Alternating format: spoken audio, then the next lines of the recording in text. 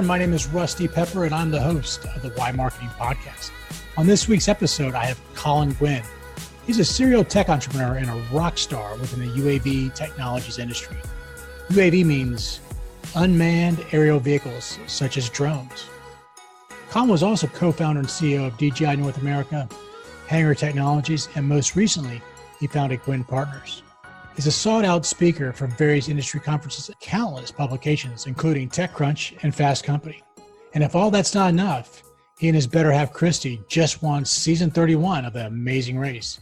So now, it is my absolute pleasure to welcome Colin Guinn. Hey, thank you very much. It's good to be here, Rusty. And I'm fired up to have you on. I appreciate you making the time to sit down and chat with me. We've known each other for a while now. That's right. And I'm absolutely fascinated by all the really cool things that you're involved with. So before we get a chance to dig into all that, would you mind just kind of sharing with everyone a little bit about your background and what all you're doing these days? Yeah, absolutely. Over the last 12 years, I've been in the drone space. Probably, more people probably know me from drones than Amazing Race. I don't know. That was a long time ago.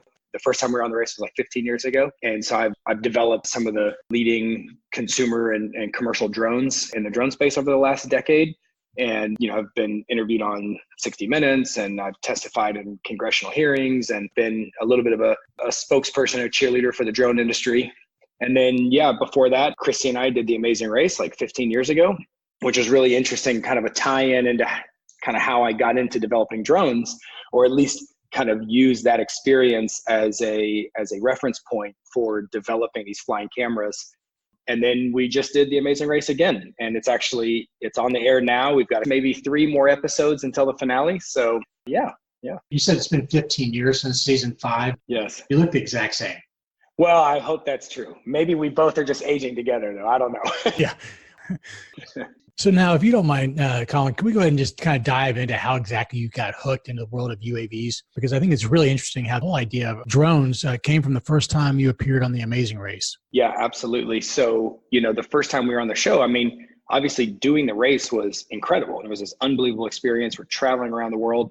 But one of the things that I think amazed me the most was this traveling production that was going to all these ends of the earth, basically, and all these off the beaten path countries and places within countries. And they were traveling with an entire production. They're using these big, TV cameras, and they'd have these big cranes and booms set up at the challenges because all the teams are going to do some challenge somewhere. They'd have some 50-foot boom or crane set up there. They'd hire helicopters. So there's always like helicopters flying around, getting aerial videography of us. And it was just like, it's an amazing feat of production to be traveling around the world, capturing all these teams and capturing all these challenges. And so, that was something that always stuck with me.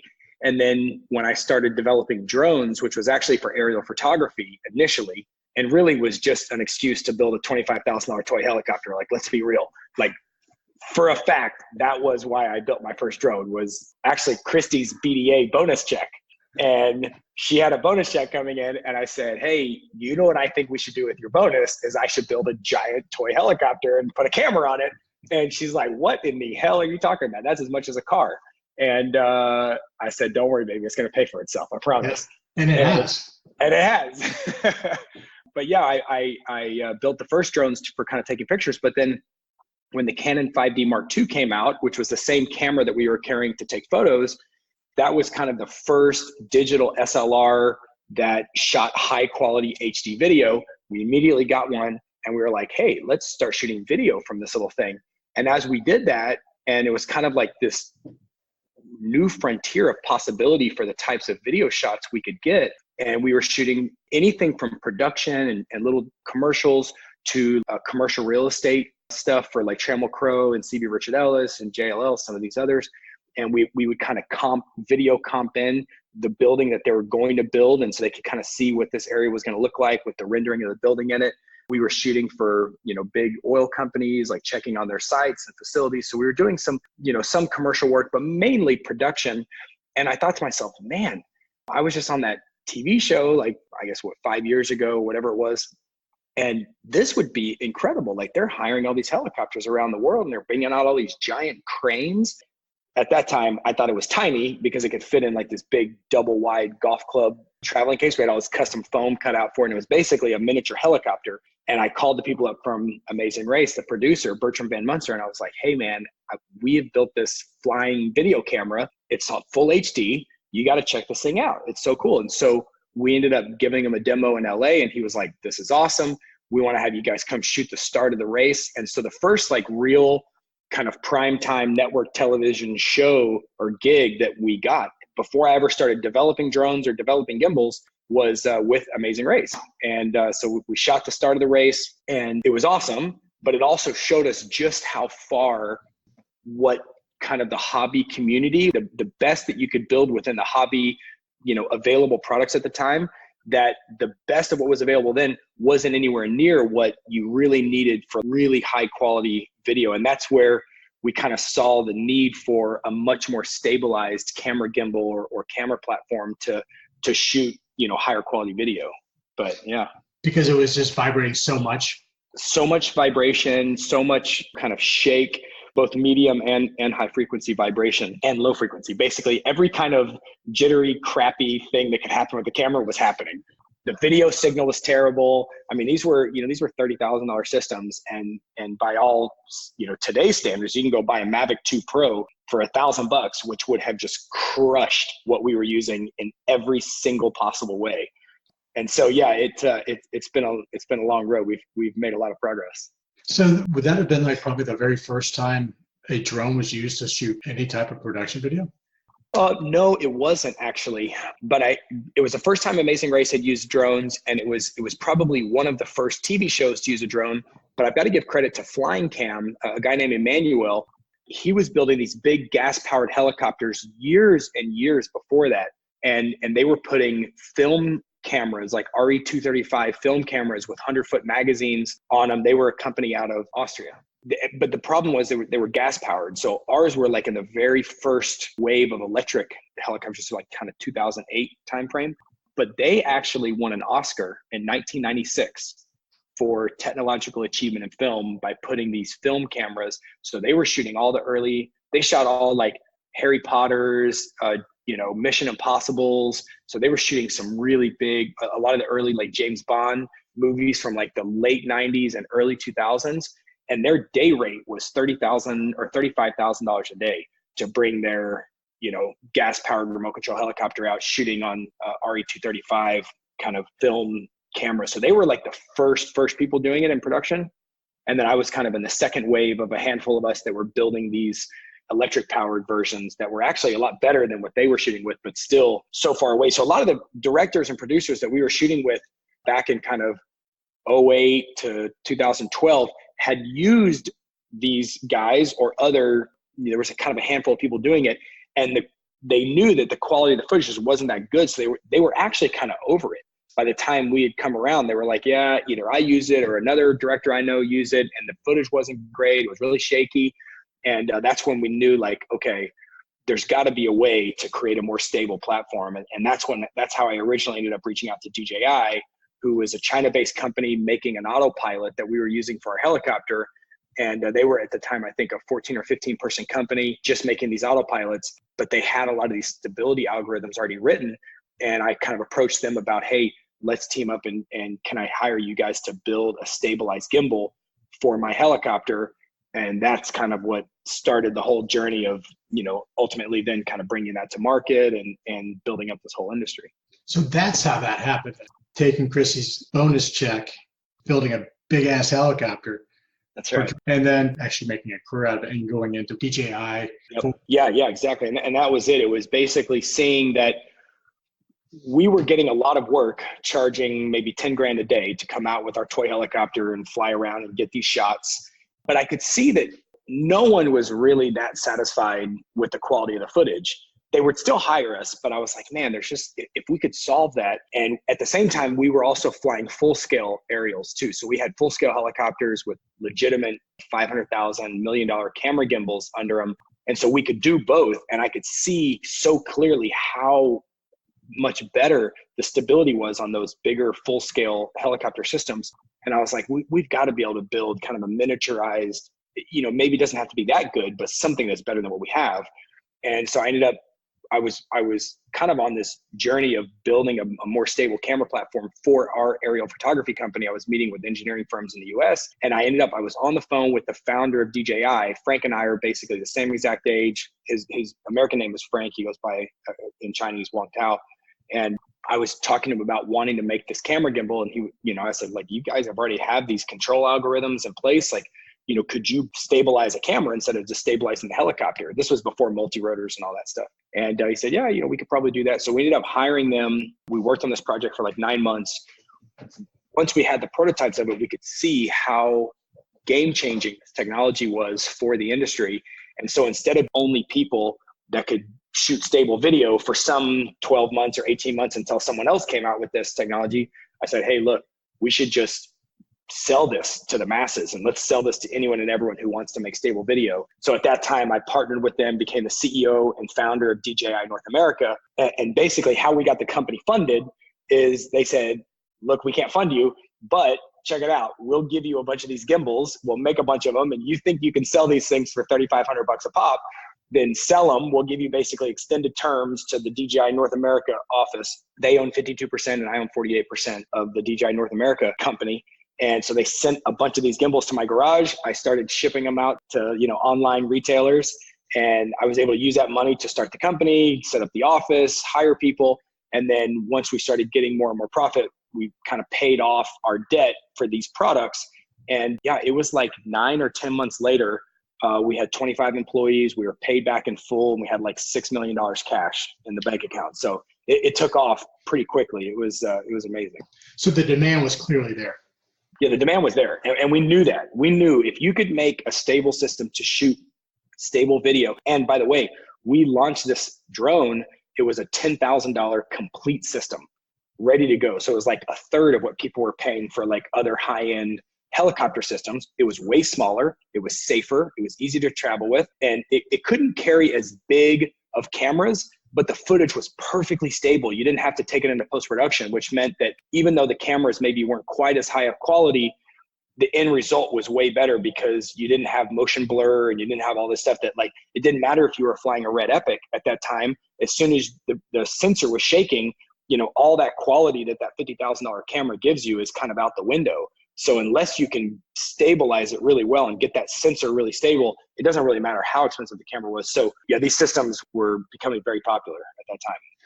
Yeah, every time I now look at a movie or I see like where you can tell that they shot, I'm sitting there thinking to myself, that's got to be with the drone. You used to be able to see the shadow of the helicopter somewhere. And there's also, it's kind of a dead giveaway when it's high up and you can tell that they're zoomed in, then that's usually a helicopter.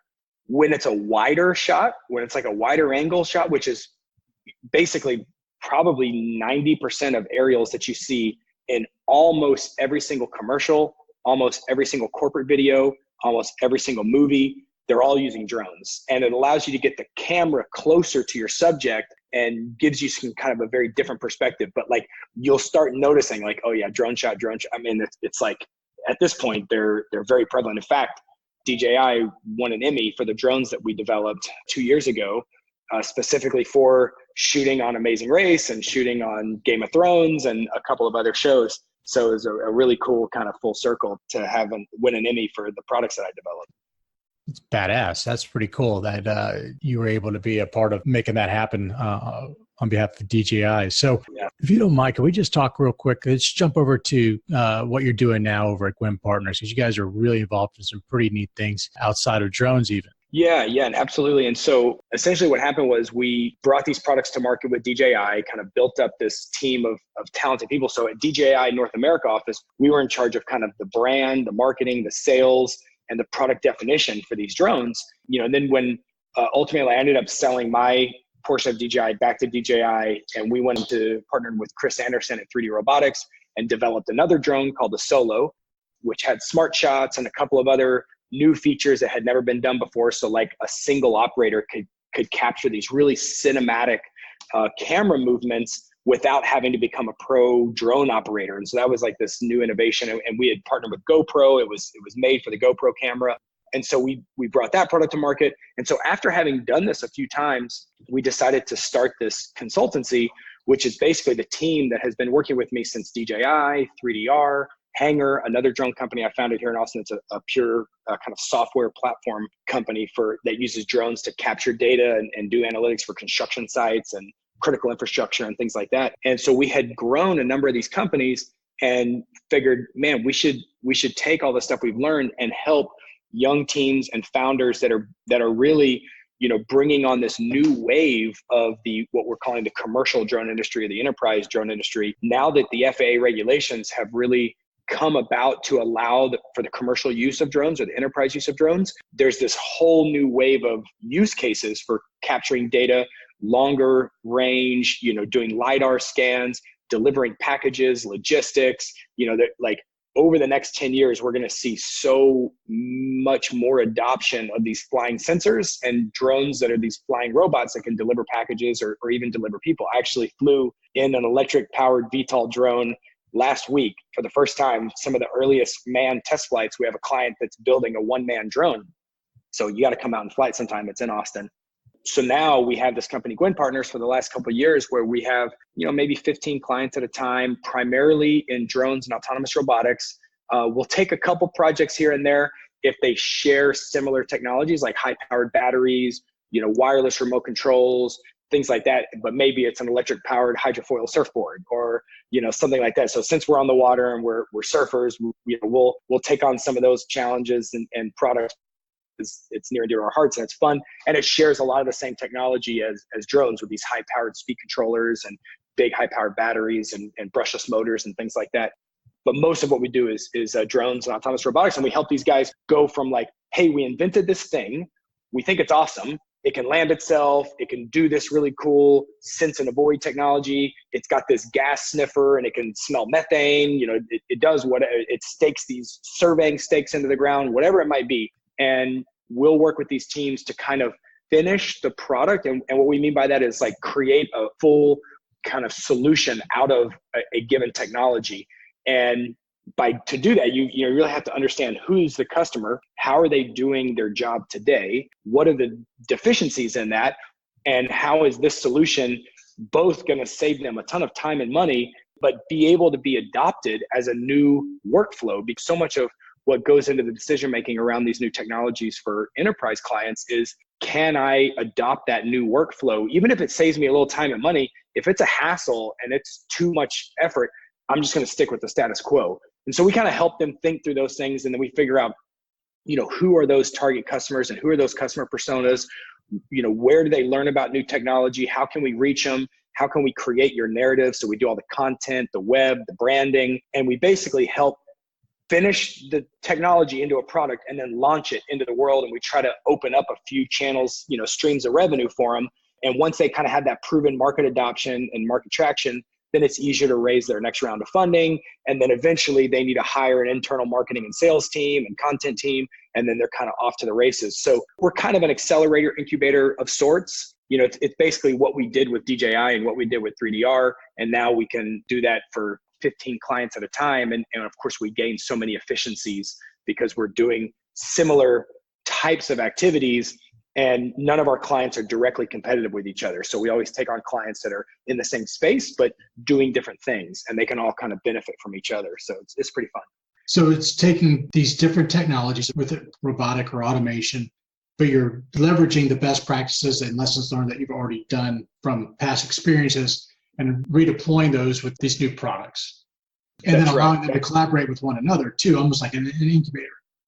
Yes, that's exactly right. And because so many of our teams are, really highly technical teams, they're a team of PhDs out of Carnegie Mellon or MIT, or, a lot of them haven't done startups before. They don't understand necessarily the product market fit or the kind of narrative storytelling, sales, revenue side of it as much as the technology side of it. Again, it kind of mirrors our relationship with DJI, who is a highly, engineering focused team. And then we kind of brought the sales and marketing. And so I kind of straddle that line between, I have some engineering background. I know what can be done. I'm not actually the one writing the code or designing the CAD files or laying out the PCB or anything like that. But, I understand what's possible. And so I straddle that line between product and the market. So, it makes sense for us. We wouldn't necessarily be working with a highly skilled sales, content, marketing, branding company who's just like white labeling or OEMing some product, because they already know likely how to do what we do. We really focus on working with teams that are developing and inventing some of the latest, newest technologies, which make them inherently a very non-obvious value proposition to present.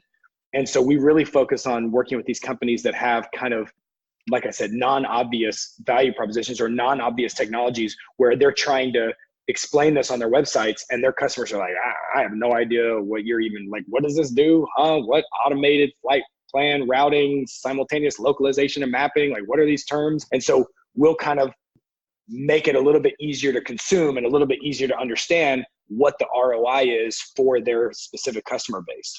You have to be crushing it then. Because I mean, based on your background, like what you've done through DJI with drones, I mean, you're pretty much the expert in that single area.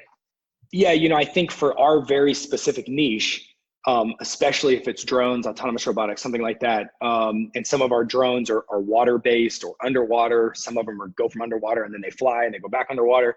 But like for any of these types of like this very small niche today, which is obviously a growing market, I don't think there's another team out there that has the level of experience that we do selling drones, autonomous robotics, aerial data, logistics, things like that into the market, and have also developed our own products and grown our own companies. And so we can bring to the table kind of a founder's viewpoint. And the partners that are with me here at Guinn Partners have also been, CEO and president of other companies and have grown other companies to over 100 million in revenue. And so we can bring kind of a founder's mentality and viewpoint to help these guys even navigate, hey, look, the money that you're spending from your seed round or from your angel round is so expensive.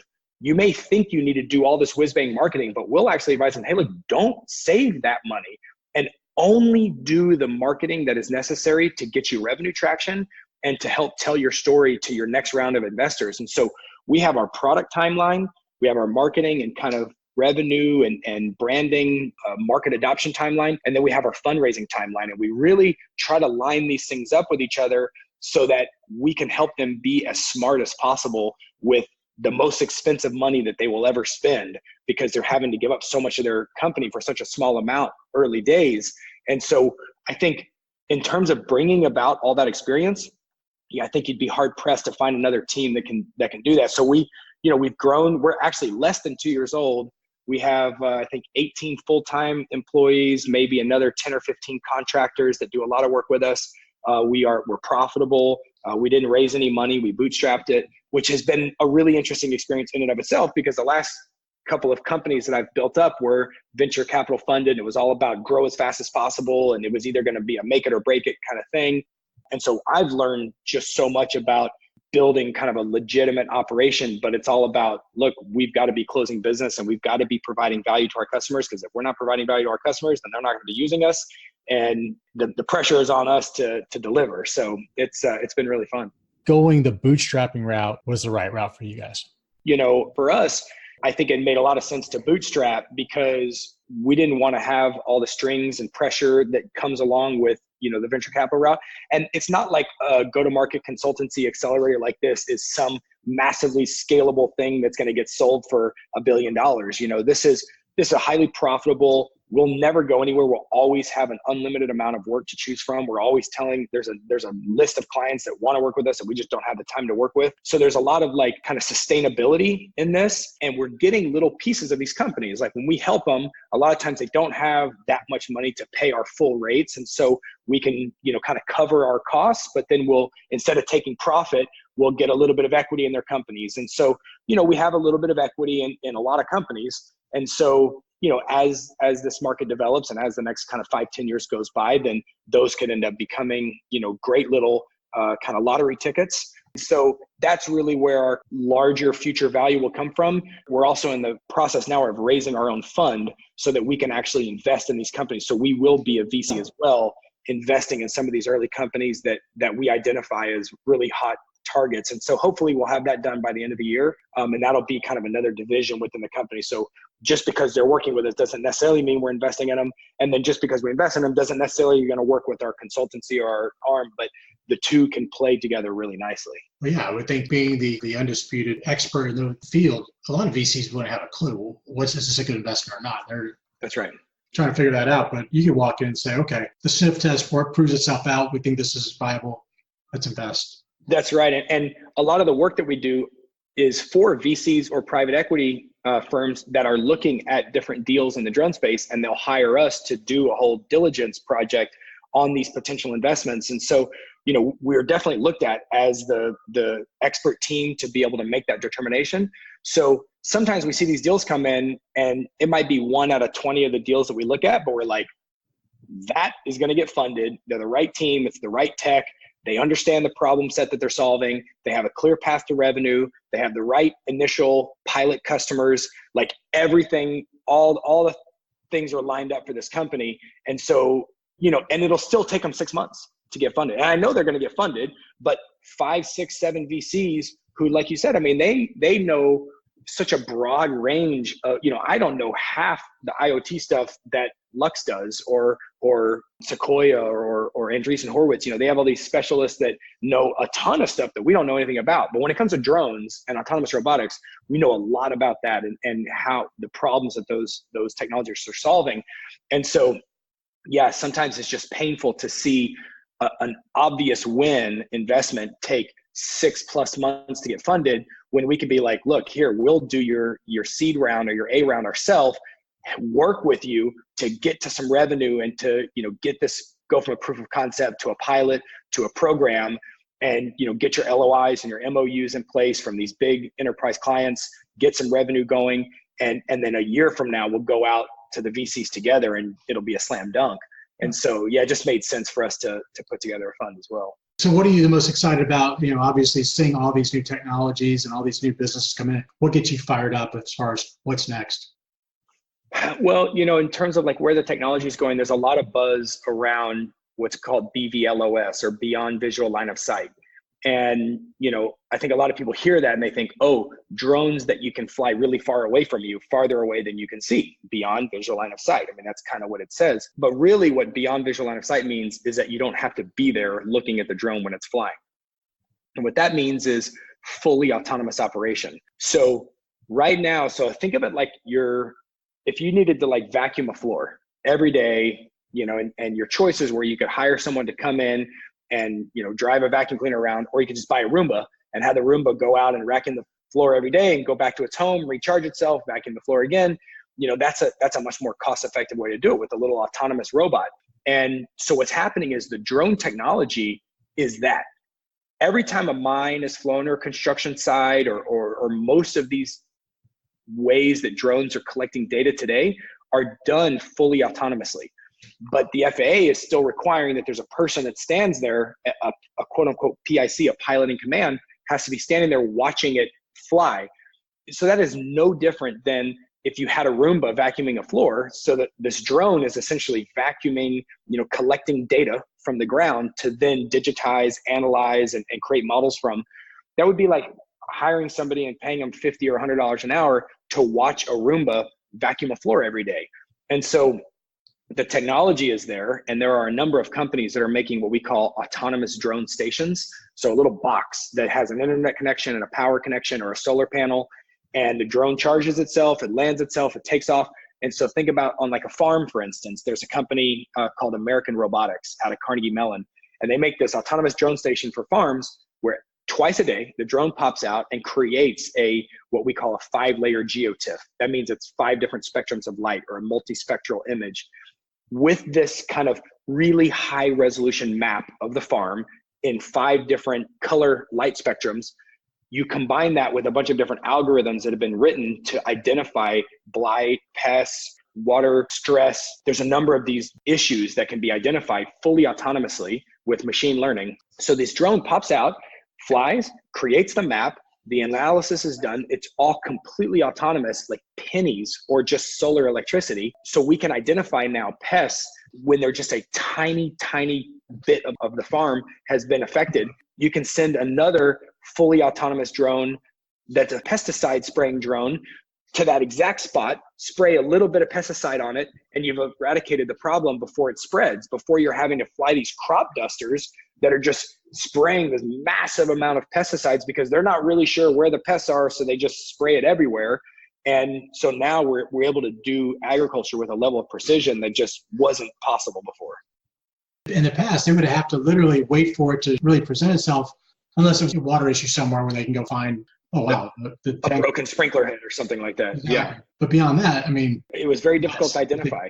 Yeah. And now you can identify it the day after it starts spreading, and you can know, is that the only place where it exists?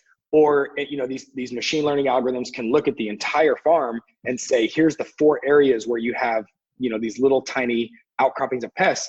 And then that autonomous sprayer drone can literally get the file from that drone autonomously, go out, spray a little bit of pesticide in those 4 areas, solve the problem before it spreads. And we're using less pesticide, where it's more efficient, we have higher yields. So that kind of full autonomy really gets me excited. And then of course, like delivering packages and delivering people and flying around in these things is has its obvious sex appeal as well. I wanted to ask you real quick, because I know we are running out of time though. You mentioned you flew around in a single person drone.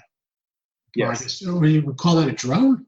Yeah, an electric VTOL, an electric vertical takeoff and landing passenger aircraft, ultralight, but it's a fully electric, 18 rotors, looks just like a drone, but it's got a little cockpit that you sit underneath. It's one of our clients, it's actually one of our only Austin-based clients, Lift Aircraft. Okay. And so liftaircraft.com, you can see videos of it and stuff like that. But yeah, it was just, our team does most of the test flying and logistics and kind of helping them build up that company. It's actually Matt Chasen, the former founder of UShip here in town. Okay. And this is his next venture that we're kind of partnering with and helping him with. And I was out there, we were doing some test flying, and I was like, you know what, this looks pretty good. I'm going to hop in this thing and fly around.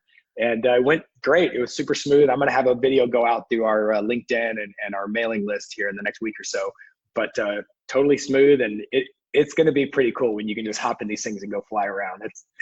I've flown helicopters before, but this is just, you're like open air, you're sitting out. It's so easy. You're not having to pilot it. You're just having to tell it, I want to go up, I want to go forward, I want to go left. You're not having to like skillfully keep this thing from falling out of the sky, which is what you're doing when you're flying a helicopter, because the autopilot is basically doing all the hard stuff for you. And it's so redundant. You can lose 2, 3, 4, 5 rotors even, and it's still flying. It can land itself safely. Say something really bad happens, it loses. Each rotor has its own independent power source, its own independent battery. But if something really bad happens for whatever reason, there's even a ballistic parachute that'll pop out and you can come down on the parachute. And there's floats on the bottom so you can land on the water. And I mean, the whole thing was designed around safety, redundancy, because the business model is to have this be an experiential entertainment where people can go to some beautiful location in a really controlled environment, pay a couple $100 to go fly around for a little bit, just kind of like indoor skydiving or skydiving or bungee jumping or something like that. So it's not designed for like for you to go from home to the office or something like that. That's right. And we're probably still another, I would say 8 to 10 years away from the FAA certifying these vehicles for things like that and flying over densely populated urban areas and things like that. But as an ultralight, flying where an ultralight is allowed to fly, we can do that now. So Lift Aircraft is going to be probably one of the first companies, if not the first company, where you'll be able to just go pay, a couple $100 and get to fly around in an electric drone, check out some beautiful location. I love that. That's cool. Yeah, it's pretty cool. I was reading something last week about using artificial intelligence and all the machine learning that's happening in the deep data. And it came up with drones. And I read that, I should have flagged it so I could pull up a little bit easier, but it was saying that AI is going to help manage a lot of the air infrastructure of all these different autonomous flying aircraft. Yes. Immediately, it can pretty much do it now because you'll have 10x, 100x times the amount of air traffic that we currently have with just traditional airliners and flights, because it's going to have to be able to make sure that all the different landing of all these different aircraft is being managed properly. What do you know about that? That's right. Yeah, and that's a great question. And so that is an area of the stack that we call UTM, which is unmanned traffic management. And that's a big problem that a lot of companies are working on. And no one company will solve it, because some companies are making the sensors, some companies are making the software to know where drones are flying and when they're flying, and when there's what's called temporary flight restrictions, TFRs. If there's like a big game going on, they need to route drones around that, or if the president's in town, or if it's nighttime, or if the bad weather. And so you have to have this overall system called UTM, unmanned traffic management, to understand all the variables that go into whether or not it's safe to have a drone go do a certain type of mission. And maybe that drone is a little tiny drone flying low to the ground, just taking pictures of a construction site, or maybe it's a bigger drone delivering a person or a big package or something like that. And so each drone and each type of flight and where they're flying and when they're flying has all these different rules that go into it. And so you don't want to have people that are like taking flight requests and looking at all this stuff. You want to build a system that can operate fully autonomously, especially since every single one of these drones is reporting using an ADS-B transponder, reports its location so that all manned aviation can see where these drones are. But not only is it reporting its location, unlike manned aviation, where you can see where the plane is and the direction it's heading and the speed that it's going, right? And the pilot can tell you his intention or her intention of where they're flying. But with a drone, you know the entire flight plan. You know exactly where it's going to be, when it's going to be there, the speed it's going to be going, the altitude it's going to be at. So you have the entire flight path, usually days before the flight ever occurs. And so you can, arrange these flight paths so that they work nicely with each other. And you have all these different layers of altitude that different types of drones are going to be inhabiting. And then if the drone is flying, and say a crop duster or a private plane, which all private planes in a very short amount of time, I think it's either January of 2020 or January 2021. I think it's January 2020, all have to have ADS-B transponders as well. So even if these little small private planes are flying by, the UTM system sees it and will automatically reroute the drone or bring the drone down to get out of the way of the manned aircraft. And so once you have all these sensors and all this intelligence and all these drones are all connected to the internet persistently, and they all are flying fully autonomous missions where they know exactly where they're going to be and when they're going to be there, then you can build a system to actually make it incredibly efficient and incredibly safe. And then what we learn there in the air, because there's no pedestrians, there's no existing roadways, it's kind of a blank canvas for these systems. What we learn there will then translate down to the ground for fully autonomous vehicles.